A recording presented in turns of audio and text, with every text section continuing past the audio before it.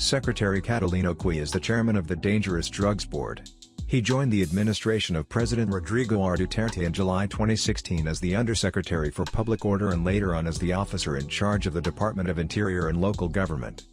Prior to his assignment in the DILGOIC, Secretary Cuy served as police director, specifically handling the Directorate for Human Resources and Doctrine Development of the Philippine National Police. Among his noteworthy assignments include the PNP Special Action Force or SOFA's director, which he held for 2 years. Secretary Cuy graduated from the Philippine Military Academy in 1981. Prior to joining the PMA, he completed 3 years studying electrical engineering at the Mapua Institute of Technology in Manila. From 1985 to 1990, he served as aide-de-camp to then Lieutenant General Fidel V. Ramos, who was the chief of the Philippine Constabulary. When General Ramos assumed as the Chief of Staff of the Armed Forces of the Philippines, Cuy continued to serve as an aide-de-camp, a position he maintained until Ramos became the Secretary of National Defense. Under the Ramos presidency, he also served in various capacities such as being the executive assistant to then Executive Secretary Edelmiro Amante, and later as executive assistant at the Appointments Office of the President. In 1999, he started his Mindanao posting as the Deputy City Director of Davao City Police Office, which was followed by his new post as Chief of the Regional Personnel and Human Resource Doctrine and Development at the PNP Regional Headquarters. He also marked his 3.5-year tour of duty as the Provincial Director of Davao Oriental Police Office until March 2005. 2005 to 2007 was his stint as the Director of Davao City Police Office. After retirement from the PNP in November 2013, Secretary Cuy was appointed as a member of the Board of Trustees of the Public Safety Mutual Benefit Fund Incorporated, the insurance provider of the PNP and other public safety agencies. So good morning. I am Dante Kling-Ang, the Chairman and CEO of the Manila Times. We're lucky this morning to have the Chairman of the Dangerous Drugs Board, Secretary Catalino Cuy. Good morning, Secretary Cuy. Kamusta po kayo? Hey, good morning din. Mabuti naman. Kamusta rin kayo? Sir.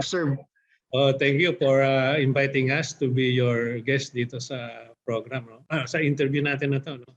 Yes, this sir. will give us an opportunity also to enlighten our audience on what the Dangerous Drugs Board is and ano yung mga programa niya, ano yung mandate niya, ano yung function niya. So maraming salamat sa inyo. You're most welcome, sir. We're very eager to talk to you this morning because, as everyone knows, the anti-drug campaign is a major pillar of the Duterte government. And siguro at this point, sir, maybe we can begin with, if you can give us an assessment of the drug situation in the country, and then what role is DDB playing in that campaign? Yeah, okay, thank you. So doon ang basis kasi ng creation ng Dangerous Drugs Board is yung Republic Act 9165 which was passed in 2002. Ito yung yung Comprehensive Act on Comprehensive Dangerous Drug Act of 2002. Si Senate President ang primary author nito, and sa 9165 na to ang Dangerous Drugs Board ang ginawang policy making body at saka strategy formulating body ng government natin on anti-illegal drugs. And ang PDEA naman ang natokahan na maging implementing arm of the Dangerous Drugs Board. So yan ang relationship. Dynamics, yes. Nakukonfuse sila sa ano ba itong PDEA, ano ba itong DDB. Akala nila iisa yan eh. Although we are co-located, yung office namin co-located sa isang sa isang lugar lang dito sa may Nia Road in Quezon City, but we are two different agencies. Separate but related agencies. Both are under the Office of the President. So ito yung correlation natin. And ang DDB, meron kaming 17 members, including 12 line departments or agencies, 12 yan, including DILG, the Department of Defense, Health, Education, Justice, DFA, so 12 yan. And then meron tayong dalawang consultant agency dyan, yung Philippine National Police and the National Bureau of Investigation. Ang ang PNP, although hindi yan member talaga, but it is a crucial agency in support sa drug enforcement, lalong na sa PDEA. No? The Philippine Drug Enforcement Agency is the lead agency with regards sa law enforcement. At saka yung lahat siya ang taga-implement nga ng DDB policy eh. And then dito papasok ngayon ng PNP to support the PDEA. Kasi sa ngayon, even now, since its creation in 2002, hindi pa rin, kulang pa rin ang manpower ng PDEA. It is still in the process of upgrading its manpower, its logistic, and its capability. Siguro sa ngayon sa regional offices, sa regional level at saka sa provincial level, medyo napunuan na ng PDEA yung personnel nila. No? But sa other capital cities and other municipalities, hindi pa rin. And it is here where the PNP comes into play. Kasi the PNP is everywhere. All municipalities. So they are in support sa anti-illegal drug activities ng law enforcement. We also have two other permanent members, Undersecretary, nakasama natin sa board, isang representative from non-government organization, at saka yung IBP pala, I forgot to mention, IBP is also a member of Integrated Bar. Yeah. So, 17 lahat yan. And ang decision ng, yung output ng board is a collective effort, collective collegial of the body of the board. So sila ang nagagawa, nagpa-process ng mga resolution and regulation that will affect itong anti-illegal drug campaign natin.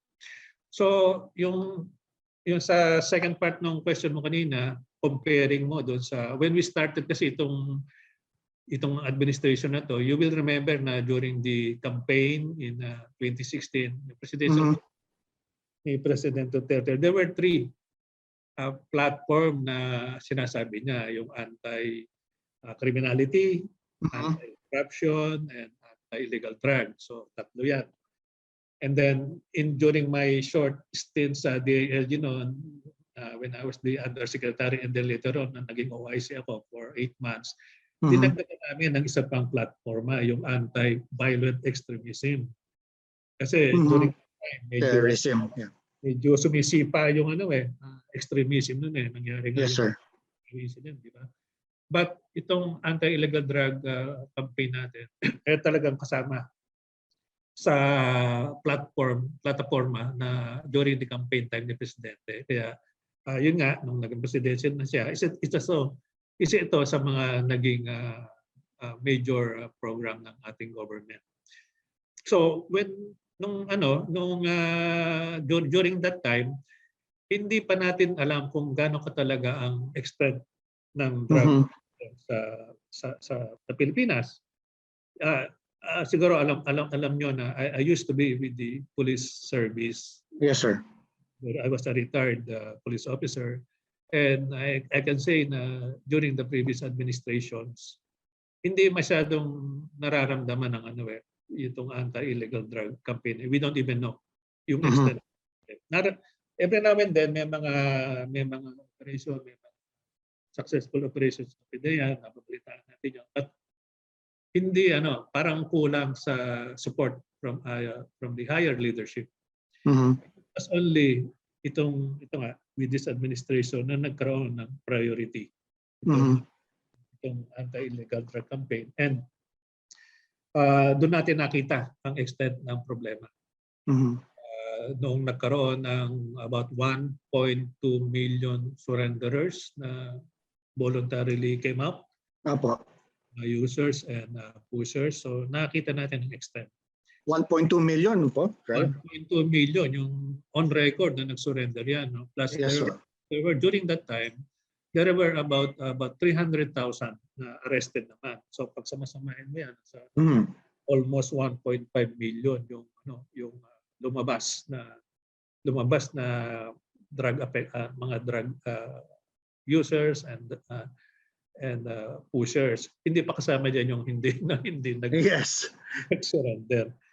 So but then estimate pa rin yung mga figure na yan. And it was only when we had this national survey which we conducted in 2019, kasi nagkaroon tayo ng survey noong 2019, that we found out na during natapos yung collection ng data nung actually February 2020 na eh. So based on that survey, most current survey, there are about 1.7 million users. So that's after 3 years or after 4 years na yan nung administration natin, nung lang tayo nagkaroon ng survey na yan. Yung kasing 2015 survey na ginawa nung 2015, personally hindi ako satisfied doon sa result na yun eh. Kasi according doon sa kausap namin yung nag-conduct ng survey na yun eh, they did not consider yung mga evasive na answer. Kasi very alam naman natin na sensitive yung issue na yan. Kaya yung mga sample mo diyan, yung mga in-interview mo diyan, sometimes sila either hesitant sila or evasive sila. They refuse to answer outright. Kaya during the 2019 survey, learning the experience in 2015, we included yung what we call yung proxy indicators. Okay. So, meaning sa set of questionnaires, 92 questionnaires, makikita mo doon kung nagsisinungaling yung tao or evasive siya or makikita mo doon yung totoo. So with that procedure doon sa 2019 survey, we believe na itong result na to is more accurate as compared to the 2019. And doon sa estimate na natin when we started itong administration na to in July 2016, based doon sa estimate ng ating mga law enforcement agencies, there were about 4 to 5 million users based doon sa nag-surrender at saka based doon sa mga information na kuha natin. So about between 4 to 5 million. And sa 2020 na nga, February 2020, based doon naman sa 2019 survey, there are 1.7 million. So medyo malaking na naman yun. Medyo merong improvement. So ito yung nakita natin. And then nung lumipat ako sa Dangerous Drugs Board noong January 2018 when I started here, isa sa mga inuna natin ay magkaroon tayo ng strategy on our anti-drug campaign. Meron tayong actually meron namang ginawa rin yung previous administration, yung NADPA, yung anti-drug abuse, anti-drug action plan. Okay. But examining that document, medyo we saw na parang kulang eh. Unang-una hindi nakalagay doon yung resources. Okay. Puro tasking yung nakalagay doon eh. Kung ano yung walang gagawin. Funding. Pagdating nung asan yung funding? Kasi alam naman natin, ang mga government program na yan, pag yung funding ay wala, hindi tatakbo yan. Kasi parang sabi mo lang na you use your existing fund. Kulang na nga yung fund natin for existing programs tapos dadagdagan mo pa. So isa sa mga we assure that itong ginawa naming Philippine Anti-Drug Strategy ay merong kalakip na sources of fund doon sa mga tasks na ibibigay mo sa mga agencies na itatask natin. Now, doon sa funds na yan, yung Philippine Anti-Drug Strategy na yan, we also secured ang approval ng highest leadership. So, tayo na issuance to ng executive order and true enough, noong October 2018, nag-issue si Presidente Duterte ng Executive Order number 66, institutionalizing the Philippine Anti-Drug Strategy. So bakit importante na magkaroon ng executive order? So this will be a semi-permanent program sa government unless i-revoke yan ng next administration. Halimbawa, i-revoke nila yung executive order na yan or mag-issue ng another executive order amending itong Executive Order 66. So this will also be the basis for the task agency to request for funds. And we have made coordination with the Department of Budget during that time, si Secretary Benjamin Diokno pa, and it was carried over do sa mga sumunod sa kanya, sila Secretary Abisado, na the task agencies na involved sa Philippine Anti-Drug Strategy will continue to receive, get support, financial support doon sa mga program na included sa tasking nila sa Philippine Anti-Drug Strategy. Itong Philippine Anti-Drug Strategy, ang isa sa mga importanteng component nito na nakita natin for the past initial years nito, no, dito sa 2016, yung participation at role ng local government units. Kasi ito yung actually ito yung frontline eh. Sila yung mga barangay eh. And nakita natin kasi na ang local government units, na rin ito, this is also connected doon sa local government code natin, wherein the local government executives, ito mga mayor natin, mga governor natin, mga barangay leaders natin, are given more roles and responsibilities sa extension ng services sa ating community, no? So ito yung binigyan natin ng bigger roles, bigger responsibility, and consequently bigger resources. So ang kasi doon sa Republic Act 9165 kasi hindi masyadong na-expound yung role ng local government units. Very kapraso lang eh. Ang nakalagay that the local government units will allot substantial amount of their funds for anti-illegal drug activity operation. So yun lang. So we are right now we are coordinating with Congress para ma-amend ba, para madagdag, ma-expound mismo, like for example na ma-settle natin kung how much percentage ng IRA for example ang iaalat ng local government units sa anti-drug operation niya. And so, yung institutionalization ng yung tinatawag natin na anti-drug abuse councils. Sa lahat kasi ng local government units, meron tayong at all level ng local government units mula sa probinsya, sa city, municipality up to barangay, meron tayo nung tinatawag na anti-drug abuse council. So kung sa probinsya yan, ang tawag diyan yung Provincial Anti-Drug Abuse Council, right, city and barangay. Ito ang mechanism ni mayor, ito ang mechanism ni governor at ni kapitan na matutukan niya at makomply niya yung responsibility niya sa anti-illegal drug campaign. Kung wala nito, mahirapan siya, hindi niya kayang tutukan niya. So sa council na to, andyan na si chairman, si mayor, chairman si governor, kasali na diyan si chief of police, kasama na diyan si director, andyan si health, andyan si mga religious group pwede diyan. Andyan Department of Education, representative sa municipal, city, provincial level. So it's a multi-sectoral body na magiging ang tututukan niya yung anti-drug activities ng community ng local government unit na yan. So paano tatakbo yan kung walang suporta? So kailangan suportahan yan. So these are some of the amendments we are recommending to Congress na maisama or maidagdag doon sa existing na Republic Act 9165. And then another thing is itong Philippine Anti-Drug Strategy natin. We are concentrating on two pillars. Okay. This is also in consonant doon sa existing program ng UNODC o yung United Nations Office of Drugs and Crime. Yeah. Drugs and Crime. Kasi member tayo niyan eh. And yung mga policies and guidelines ng UNODC, this will serve as a guide for member countries to follow. No? But of course, kung meron din tayong mga unique na sariling mga local batas natin na sinusunod din natin. Yeah, ba? Yung sa UNODC, yung mga guideline nila, as it is, it's a guide to us, no?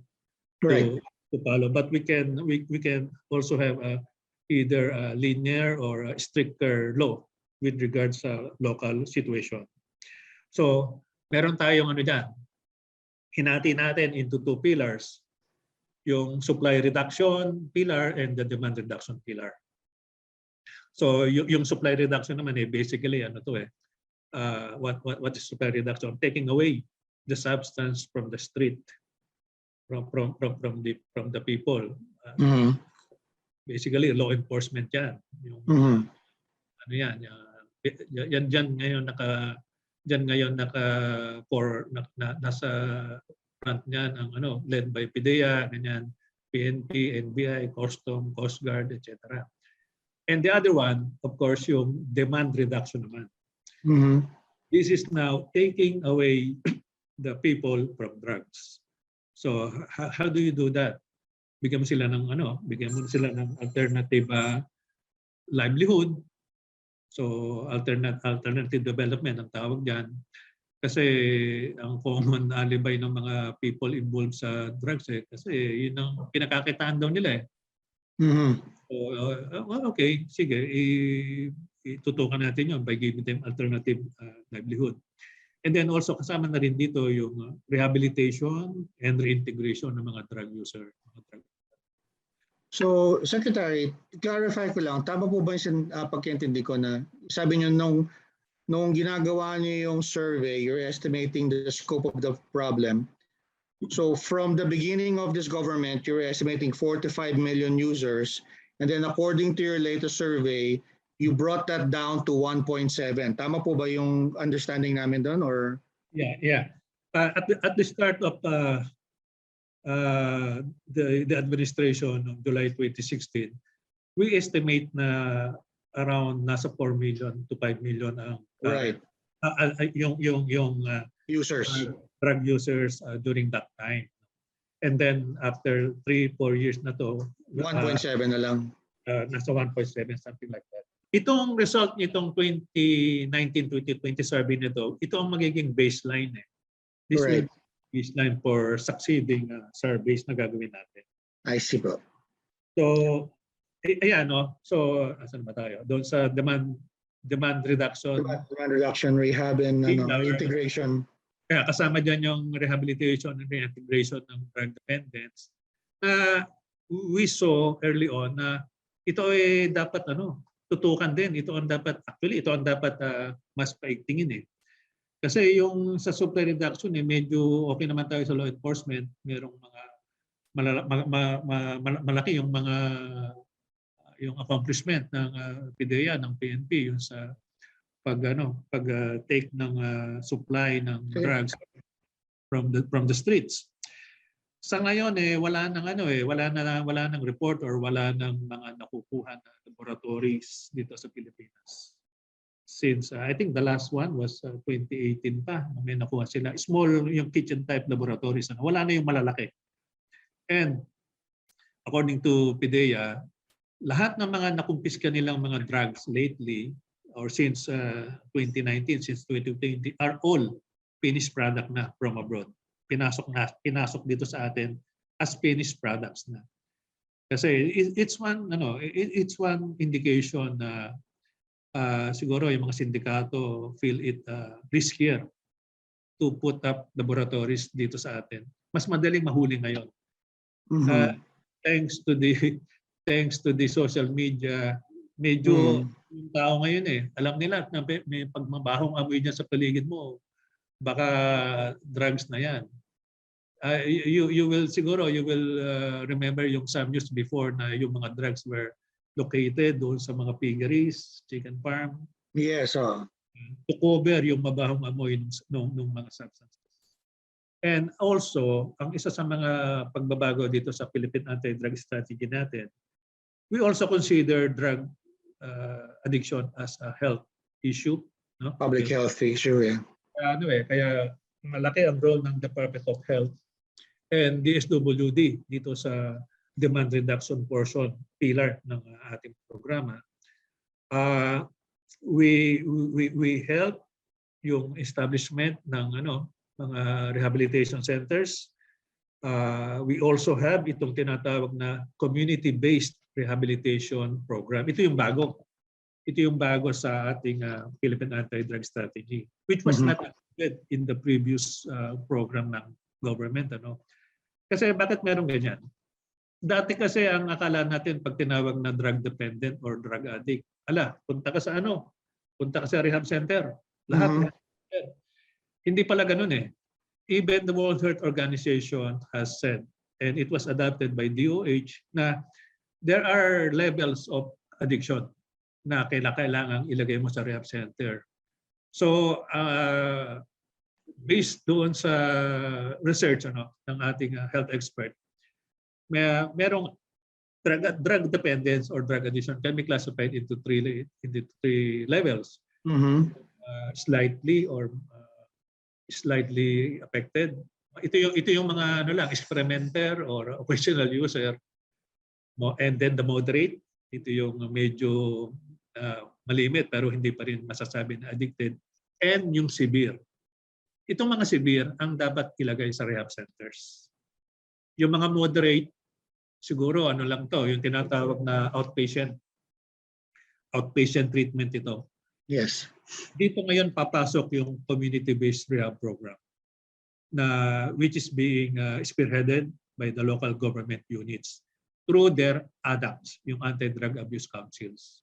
And this is where also yung Dangerous Drugs Board is providing. We're managing some funds from the DBM, and i-distribute natin ito sa mga local government units na gustong mag-set up, mag-put up ng community-based rehabilitation program. Parang outpatient treatment. So yung mga participants dito can report to that facility siguro on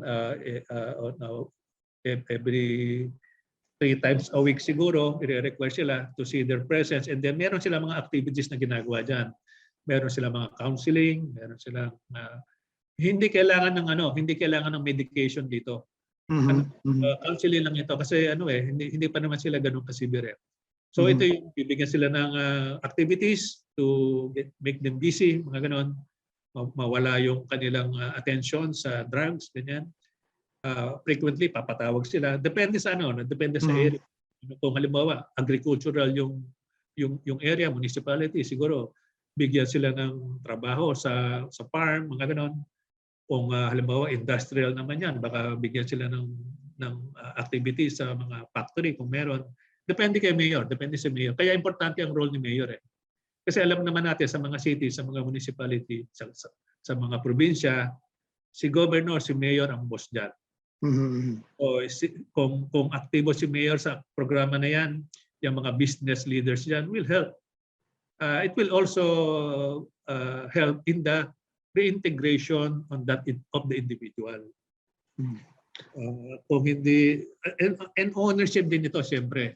Unang-una, ang mga participants dyan mga constituent naman mga botante ni mayor yan mga botante ni governor yan. Kaya it is kung magaling lang magdala si local chief executive diyan it will help him makikilala rin siya ng tao. At the same time, makakatulong siya sa recovery ng drug dependence. Right. So yung last category ng drug dependence yung slightly yung occasional or yung mga experimenter. Ito lang to. Ang katapat nito yung siguro admonition at saka just to explain to them na masama ang drug, masama epekto sa ng drug. So ganun lang, karamihan ganun And doon sa statistics na inilabas ng World Health Organization sa say 100 drug dependents, ang big majority of these are either occasional users and moderate users lang. Mga recreational, mga ganyan. Ang severe case dito baka less than 5%. So ito lang yung talagang dadalhin mo sa rehab facility to undergo from 6 months to 18 months treatment. Ito yung may medication na, kasi ang unang problema nila yung withdrawal eh. Ito yung stage ng drug dependence na medyo challenging sa kanila, yung withdrawal. And then meron pa palang fourth case, yung pinaka-severe case talaga. Yung mental case na to, ito yung talagang wala na, hindi mo na, mahirap nang gamutin talaga yung severe case. Right.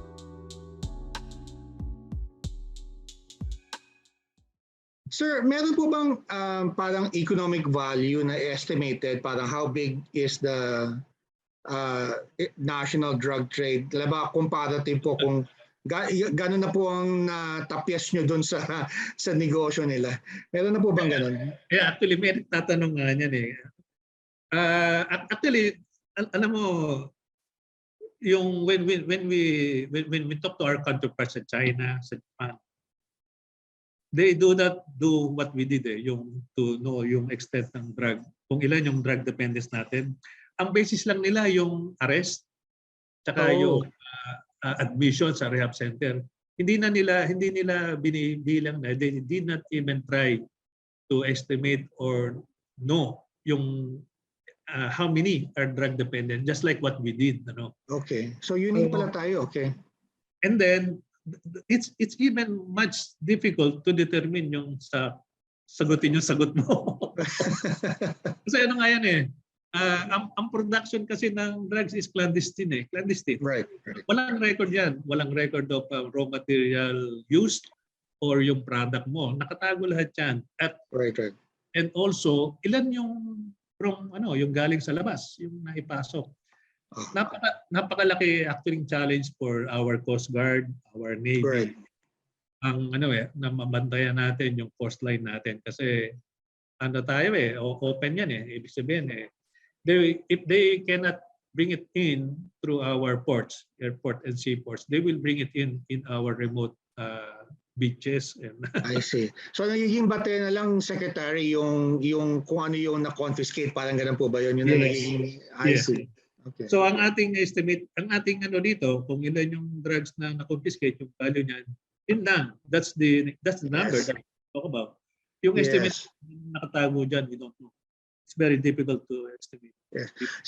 Secretary, I noticed from your background, you go way back in government. I mean, you were with General Ramos when he was Secretary of National Defense, and then of course with Mr. Ramos when he was president, and then ngayon under the Duterte government. Saan po ba kayo nagulat nung it was a drug problem? Saan kayo nagulat nung pumasok kayo sa DDB? Saan po kayo, ano yung hindi nyo ini-expect about the scope of the problem? First, kasi matagal na po kayo sa law enforcement and government in general. Saan po kayo nabigla? Yung sa extent nitong yung sa extent ng drug addiction. Kasi okay. I learned na there was also a similar program in Thailand way back in 1990s, I think 1990s, na meron din mga nag-surrender. But yung nag-surrender sa kanila, wala pang 100,000 eh. Oh. 100,000. Ito sa ating umabot ng 1.2 million. 1.2 million. Yeah. And tama yung nabanggit nyo kanina. I worked with former President Ramos. Nung chief PC pa siya. Philippine Constabulary pa siya. At saka ito. And then I used to be with the police service and I retired 2013. Somehow na-appoint tayong bigla, na-recycle tayo eh. Hindi pa nag-retired na ako pero recycled back into government service. Yeah. So did anything surprise you going into DDB? I mean, you've been in government for a while. Meron po ba kayong hindi inaasahan biglang bumulaga sa inyo nang lumupo kayo diyan sa DDB na nung na-appoint po kayo? About the problem. Yeah, yun nga yung extent ng problem. Actually during the when I was still with the police service, I was not directly involved sa drugs, anti-drug activity. Part lang ng mandate natin being the former provincial director and city director. Part kasi yun kasi sa PNP, there is a particular unit na in charge lang talaga sa anti-drug operation. Hindi lahat ng PNP personnel can conduct anti-illegal drug operations. Sa ngayon, yung yung PNP anti-drug group, yung PDEG, Police Drug Enforcement Group, sila lang. Sila ang nako-coordinate sa PDEA on anti-illegal drug activities. Hindi lahat ng police pwedeng mag-conduct ng drug operation. Right. So, Secretary, you said kanina you're coordinating with your counterparts in other countries. And that isa nga po sa nabanggit nyo kanina, halos nawala na yung local manufacturing, so parang finished products na yung dumarating. So can you give us some ano po ba ang mga saan po ba ang pinakamalaking source ngayon ng products, illegal drugs na dumarating sa atin? Tapos ano po yung ugnayan ng Pilipinas sa kanila?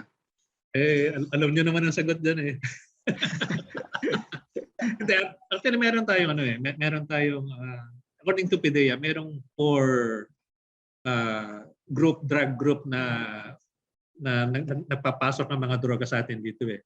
Yung dito sa yung Chinese group Yes.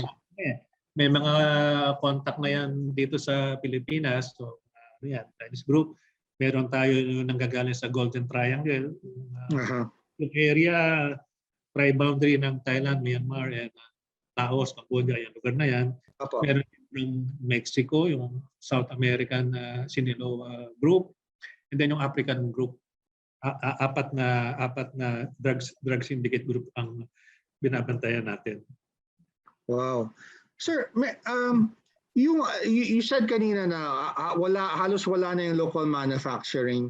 Pero I was wondering lang po, Philippines po ba, does it play a role po dun sa global drug problem? Kasi dati po may mga balita na transshipment point daw yung Philippines. Meron po bang ganung problema? Kasi nakikita po natin, for example, sa ibang bansa, meron silang mga problema about fentanyl. Tapos yung mga precursors, of course, nanggagaling dito sa Asia. Meron po ba ganung parang collaboration para matigil na rin yung mga precursors na napupunta sa iba tapos bumabalik sa atin as finished products, parang ganun po ba? Member tayo ng member tayo ng INCB, yung International Narcotics Control Board, which regulates yung use of the different substances. Merong tatlong UN convention diyan. So may mga scheduling ng mga substances. So na-classify nila kung alin yung mga substances na pwedeng gamitin sa pag-produce ng mga drugs. And then meron din ito nga yung UNODC, and then yes, among ASEAN, meron din tayong collaboration with regards sa anti-illegal drug activity. Kasi alam naman natin na transnational crime ang drug trafficking. Right. No, I can say na no single country can successfully combat itong problem na to on its own. Kaya kailangan talaga international or regional cooperation dito. Ngayon, may reports tayo na itong Philippines minsan ginagawa ring transshipment point. If you will remember, there was a time na maraming na recover na mga cocaine blocks in the eastern seaboard ng Pilipinas. Yung mga sa Bicol area, Leyte Samar area, even sa Surigao area, So in coordination with the other law enforcement agencies sa Australia, sa PDEA natin, ang assessment nila is itong product na to, itong item na to was intended for Australia, and sa Australia ibabaksak sana. But nagkaroon ng problema yung vessel somewhere in the Pacific area dito malapit sa Pilipinas, kaya itinapo nila yung mga product nila. Wow. Napadpad sa atin kasi hindi kumbaga hindi mabili sa Pilipinas yung heroin and cocaine. shabu ang shabu ang marijuana ang predominant substance na ginagamit dito. So it's possible nga na the Philippines is also being used as a transshipment point for other substance. Yeah. So binanggit yung ibang countries kanina, yung sa Golden Triangle, sa China, sa Africa, and then sa Mexico. Can you give us lang po an idea? Ano po yung normally nakikita natin? Ano po nanggagaling sa Mexico? Ano nanggagaling sa Africa? Ano po yung ano nanggagaling sa Golden Triangle? Ano nanggagaling sa China? Para lang po maintindihan ng ordinary people na po. Ay, yung marijuana ang nakukuha natin, usually locally produced na yan. So, okay, local yon. Kasi madaling tumubo yan eh. Yung mga nakikita nating nababalitan nating mga marijuana plantation daw na nakuha, sinunog sa bundok. Actually, we believe na walang nagme-maintain yan eh. Kasi ano yan? Wild lang. Wild lang yan eh. Nung araw, we were able, when I was a junior officer then, we were able to do some yung marijuana burning sa mga gubat, sa mga bundok. Pag inani mo yung marijuana, pag fully grown na yan, lampas tao na yan, may mga seeds na yan eh. So as you cut them, as you pull them out, nalalaglag yung mga buto sa lupa. So pag sinunod mo na yon, after 3 months, bumalik ka doon. Meron na naman doon. So another 6 months, mag-eradication na naman kayo doon. So, sir, ano niya? Kasi because what we're seeing now, I mean, sa business news, yung Philippines is trying to create free trade. Ngayon po, ano po bang challenge ngayon sa DDB? Kasi with all these illegal products, syempre, there's a national policy to improve yung trade. But of course, ang risk doon, ito nga, mas madaling pumasok. So, what policies are being put in place para po maybe you can talk about your cooperation with China, with Mexico, or with others. Ano po bang mga usap-usapan ninyo na? Yeah, we continue to to engage with our counterparts. Yung PDEA meron siyang counterpart din same thing. Yeah.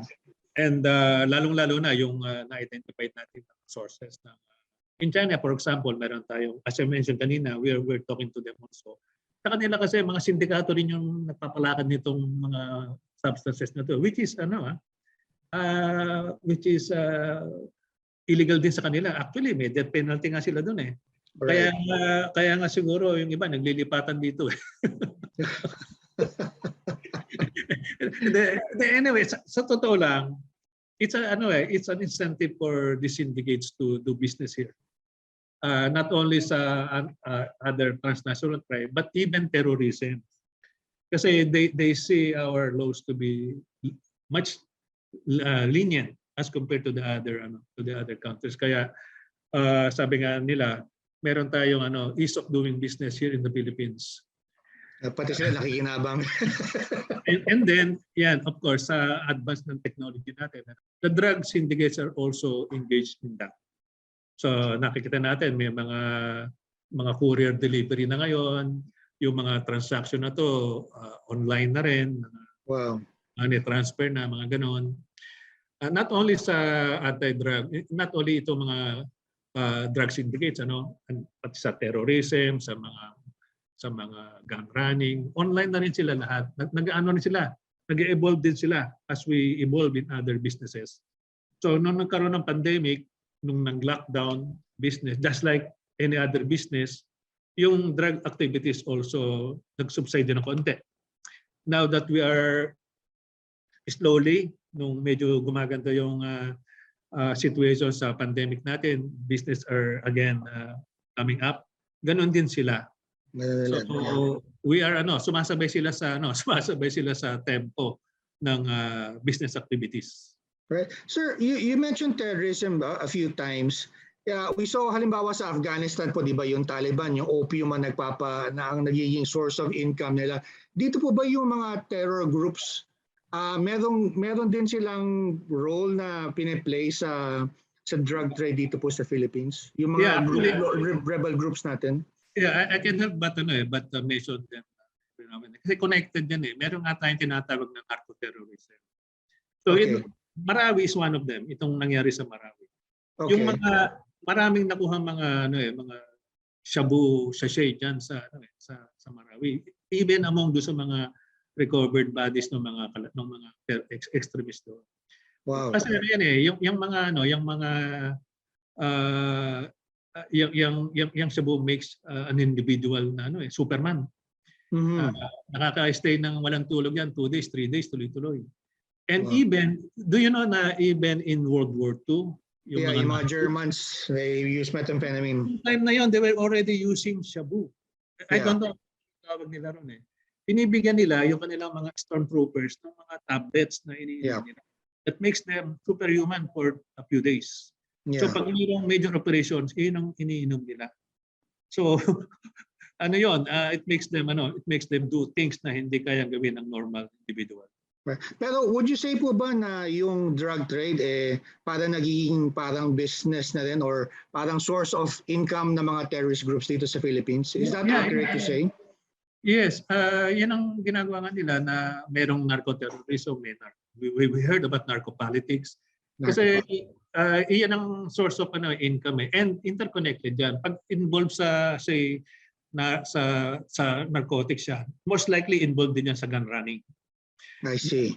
Involved yan sa human trafficking. Parang so tali-tali yun na Parang business nga nag-diversify. Pambira. Yung mga oil companies, meron na silang mall, meron na silang development. Ganun din yung mga syndicate na yan. Kasi with the big money that they have, ilaw-launder nila yan Right. So they will now engage in legal business to cover yung kanilang illegal activities. And then they will go on recycle yung kanilang resources. Kaya nga isa yan sa mga objective ng AMLAC, anti-money laundering. To identify itong mga grupo na to, mga individuals na to, and freeze their account para hindi nila magamit yung proceeds from the activities. Sir, ano po yung, of course, 2022 election sa atin. Ano po ba yung pangamba nyo or meron po ba kayong pangamba about narco-politics? Meron po ba kayong concern na drugs will play a role in the coming elections? Yeah, well, it's a concern really. It's a concern. Pero is it a major concern? Is it a normal concern? I mean, normal concern, minana nyo na, nandyan na yan, parang you're continuing the effort against it. Or parang, is it a grave concern? Or tumalab na yung anti-drug campaign ng government na concern yan pero manageable na. Ano po ba ang sitwasyon ngayon? Well, I believe na yung ating yung public naman mas aware na sila Okay. sa what is illegal drugs and I'm sure aware din sila kung sino-sino among their public officials and candidates are involved sa illegal drugs.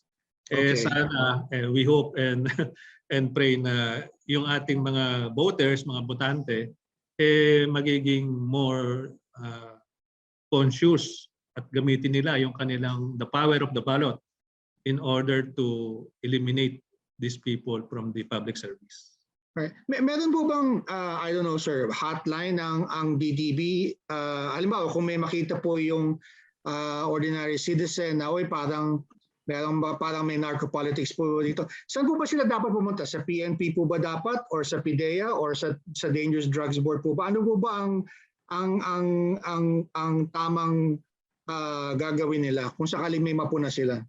Well, you can also wala kaming hotline but you can send report or communication. You can also do that to PIDEA or to the local police. Kasi yung mga report na ganyan, hindi naman immediately ina-actionan yan lalo na kung mga imbestigahan muna usually I would assume na mga anonymous letter yung mga ganyan. Imbestigahan muna yan, i-build up muna yung information. Hindi ganun kadali basta maglalagay ng pangalan sa mga listahan na yan. Right. Well, sir, you were with the PC, ngayon PNP na. Meron po bang dapat na pangambahan yung mga ordinary na citizen na mapagkakatiwala pag nagsumbong sila sa PNP, baka hindi sila mag-isip na kasabuatin ng local government official yung local police. May mga ganung pangamba po ba na, no? Hindi naman. So, yung ating public naman siguro kilala nila yung mga police Kakatiwalaan nila, oo. At saka ano yan there is a continuing effort, very significant effort na ginagawa ito ng ating yung current leadership ng PNP to clean their ranks. Kasi and we cannot deny na meron din talagang lahat ng organization merong mga bad eggs. How much more for the PNP na exposed sa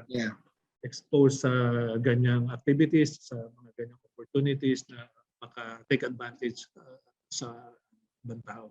In addition dun sa sagot sa question mo kanina, yung public natin can approach any member of the ADAC, anti-drug abuse cause, if they feel uncomfortable reporting that to the police, for example. They can see the parish priest, or they can see si mayor, si vice mayor. They can see yung religious group natin na member ng Anti-Drug Abuse Council. Sir, sabi nyo kanina ang kailangan pagtuunan ng pansin ngayon yung rehab and reintegration. You said that's the priority now. Could you expound on that, sir? Kung ano pa po, I mean, because we have 1 year left with the government.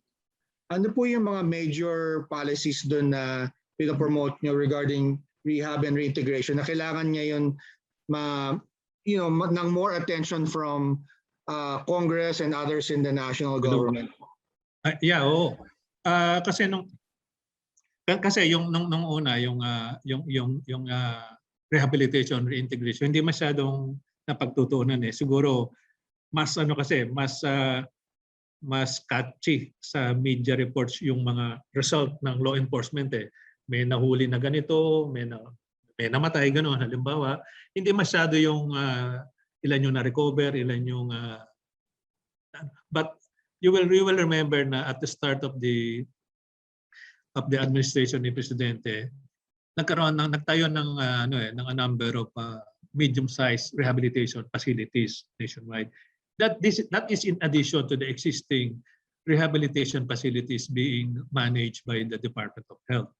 Ang rehab facilities kasi natin ngayon are all dalawang klase yan, yung government managed under DOH and yung they're also private they're also private rehab facilities being licensed nilisensiyahan to ng Department of Health also. And there are local government managed facilities also. So lahat ng ito nakikater sa mga drug dependents natin. Ang meron din tayo, kaya nga isinama natin dito yung community-based rehabilitation program for yung outpatient facility. Ito yung hindi nangangailangan ng much medication or medical intervention. So yung rehab facility natin in coordination with the Department of Health, we issued DDB board regulation and resolution institutionalizing yung kanilang protocol on yung drug cure, yung mga modules. But sila rin ang yung mga modules na ginagamit natin doon sa outpatient, sa CBRP, rin yan, dumaan din yan sa pag-aaral ng DOH. Kasi health matter ito health concern nga. Kaya hindi pwedeng walang say yung ating mga expert from the Department of Health. And isa sa mga I think we are quite successful in this, na maalis natin yung stigma for mga drug dependents. We do not call them drug addict anymore. Parang inalis na natin yung word ng addict. Drug dependence ang tawag natin. Recovering drug dependence or recovered drug dependence. Inalis natin yung stigma na yon. You will remember na previously, yung dati, pag drug dependence, talagang iba yung tingin mo parang wala nang chance. So ngayon, we're trying we're including that in our advocacy na itong drug dependence, mga drug recovering dependence, mga recovered drug dependence, we're victims of of drugs. And kasama sila sa ating binibigyan ng second chance, kumbaga. Yeah. We are kasama sa in our meetings with the other yung stakeholders natin. We are suggesting to give incentives sa mga institutions, sa mga establishment, mga companies na nag-hire ng mga recovered drug dependent. Just like the incentives we gave doon sa mga companies and private companies na nag-hire ng mga PWDs. Ganun din sa mga recovered drug dependents.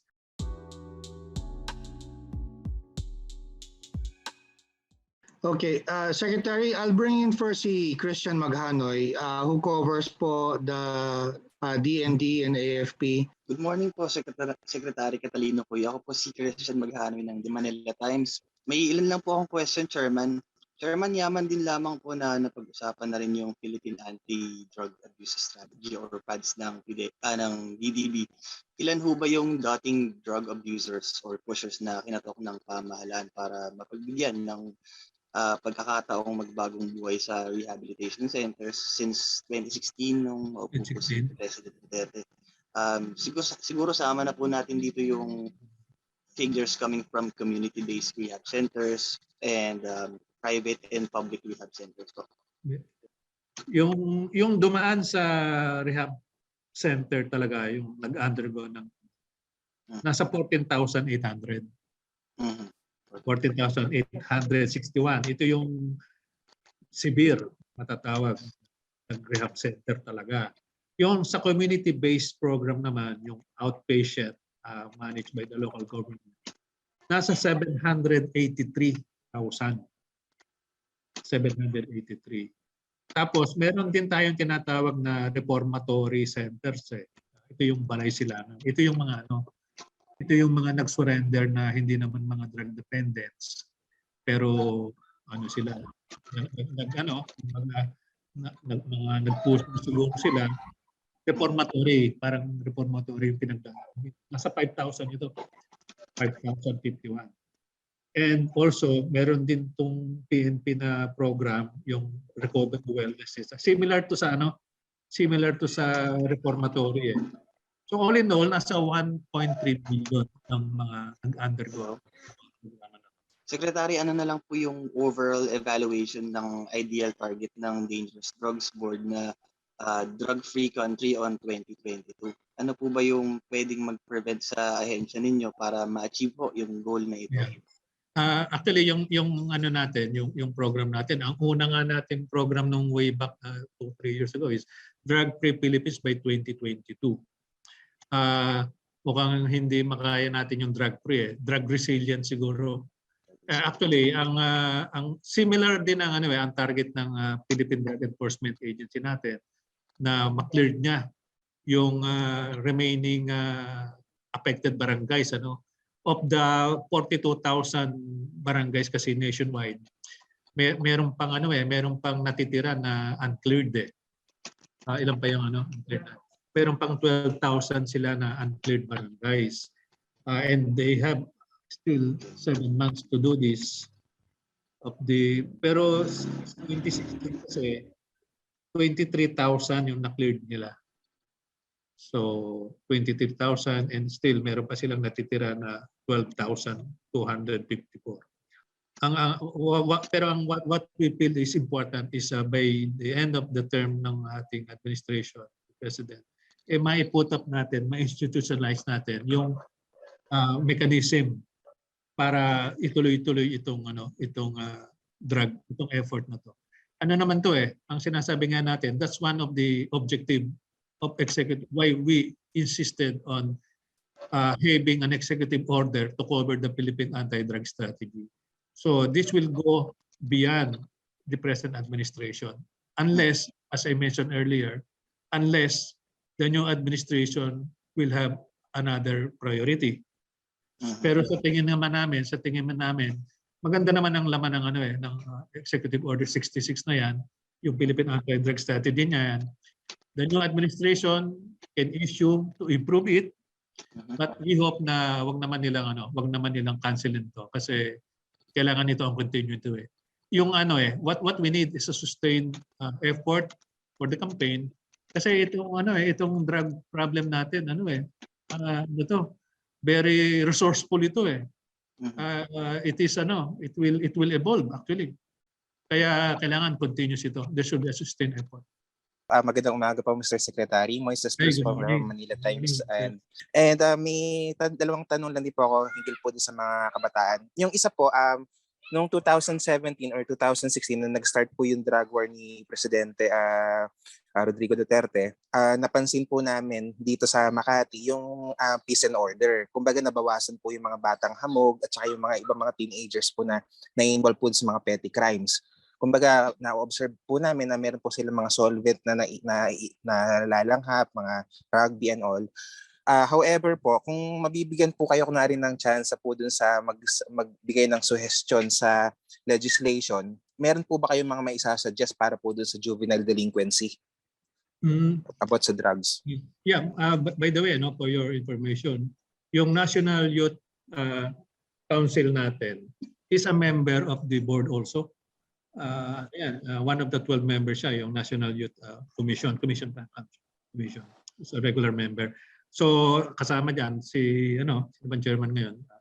Kasi si Ronald Cardema yata ang OIC ngayon. So kasama siya. And we recognize na yung youth is vital. Actually, siya ang pinaka sector na at risk sa drug affectation.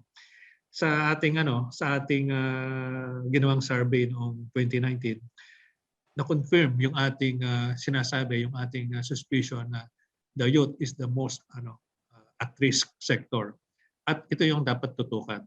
Unang-una, ito yung malaking sector na lumalabas dun sa survey na affected eh.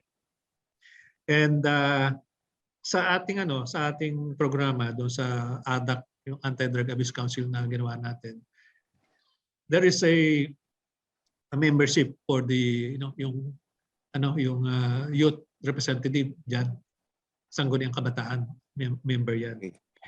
And doon sa nabanggit mo nga na yung observation mo sa Makati, magandang feedback yon na at least medyo merong visible improvement doon sa ating community as a result of our program. Isa pa po, Mr. Secretary, kasi nasabi niyo po kanina na yung pandemic naka-apekto po dun sa rehabilitation, yung pag-admit po ng mga severe cases. However po, dahil po sa pandemic, nagkaroon po ng distance learning at saka work from home po yung karamihan. Meron po ba naging way po ang dangerous drugs board to monitor po? Kasi nagkakaroon po din po ba dati ng random drug test? So what is it applicable po doon sa mga work from home and at the same time distance learning sa youth or kabataan? Mukhang hindi rin matuloy yan. Kasi yung random testing natin, meron tayong I forgot to mention pala. Kasama sa Philippine Anti-Drug Strategy natin, yung drug-free workplace policy and also drug-free campus policy for schools. Yung random testing can be conducted sa private and government agencies, offices, mandatory random. So yung randomness niyan dapat unannounced yan. Unannounced. Meron kang sistema na kung sino yung irarandom mo. Kasi hindi pwede na select mo yan. It should be random talaga. At saka number one, unannounced para maging effective yung deterrence na anytime pwede kang i-random test for drug. Ngayon, ang isa sa policy, ang provision kasi sa policy ipinush natin, which was sustained by the Civil Service Commission, na for government agencies, government offices, pag nag-positive ka sa random test, you will be charged administratively and you can be dismissed for that. Sa mga private companies mukhang mas mahigpit pa sila kasi initially pag appointment mo pa lang or pag recruitment mo may kontrata ka na kaagad na na hindi ka mag-involve sa drugs So lalong-lalo na sa mga uniform services sa AFP, PNP, Coast Guard, one strike yan Pag nag-positive ka sa random test, then you're out. Ngayon, pero meron naman tayong sabi nila masyadong strict daw for the government. Meron naman tayong provision diyan na the agency will provide assistance and tutulungan niya kung sino man yung drug dependent sa kanilang opisina, provided na magbo-voluntarily magsabi yung individual na drug dependent ako, can I avail of your assistance? Pwede yun. Pero pag hindi ka nag-take advantage noon at nagkaroon ng random drug test at nahuli ka, well, that's another problem. So yan yung drug-free workplace na policy natin. Sa mga sa mga government institution, yan ang ating ipinupush. And many government agencies had agreed to that. Pero dapat yan, all the employees should be properly informed kung ano yung mga consequences once they are caught or once they're mag-positive yung result nila. Yung for example, yung sa Department of Education, kasi considered as a person in authority yung ating mga teachers. So one strike din sila. When we had a dialogue with the Secretary of Education, Secretary Briones, she agreed na dapat talaga person of authorities like teachers should be very they should be very strict on this. Sa uniform services, PNP, armed forces, ganyan, lalo na yung mga sa law enforcement unang-una pag nag-a-apply ka nga ang kondisyon mo nagsasubmit ka ng drug test. So that qualification, drug test ka, should be maintained throughout your stay in the service. So isa yan sa mga reasons, isa yan sa mga na-present naming arguments sa civil service, and it was upheld by the civil service. Nasa choice ng agency kung gusto niya yung one strike policy or yung medyo lenient na konti na mayroong second chance. Pero sa private corporation, mga private companies, it's really up to them. But as we observe, mas mahigpit pa sa private companies with regards sa anti-illegal drugs. Kanina you said na dapat magkaroon ng continuity yung campaign. In the final year po ba ng Duterte government, ano pa po ba yung ibang panawagan niyo para you leave the DDB at saka yung problem na na komportable kayo? Ano po ba yung hiling ninyo in the final year of the Duterte government?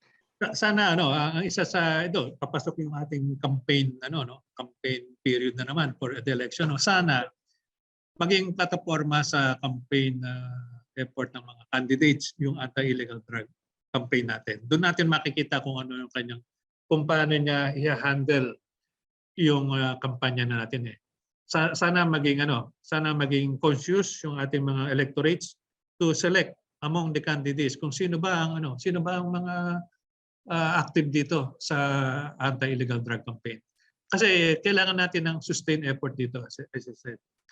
And we hope also, with the current pandemic kasi, we do not want to burden naman every now and then yung mga concerned departments na palagi natin silang kukulitin sa sa anti-drug kasi we know na pandemic has brought about or it has created a lot of problems.